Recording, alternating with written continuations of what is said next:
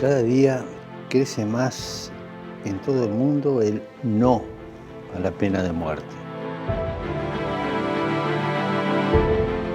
Para la Iglesia esto es un signo de esperanza. Desde un punto de vista jurídico, no es necesaria. La sociedad puede reprimir eficazmente el crimen sin quitar definitivamente a quien lo cometió la posibilidad de redimirse. Siempre, en toda condena, debe haber una ventana de esperanza. La pena capital no ofrece justicia a las víctimas, sino que fomenta la venganza y evita toda posibilidad de deshacer un posible error judicial.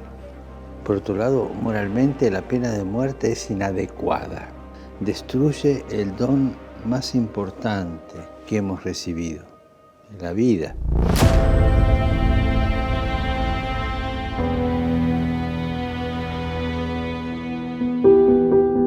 No olvidemos que hasta el último momento una persona puede convertirse y puede cambiar. Y a la luz del Evangelio, la pena de muerte es inadmisible. El mandamiento "no matarás" se refiere tanto al inocente como al culpable. Por eso pido a todas las personas de buena voluntad que se movilicen para lograr la abolición de la pena de muerte en todo el mundo. Y recemos para que la pena de muerte, que atenta contra la inviolabilidad y dignidad de la persona, sea abolida en las leyes de todos los países del mundo.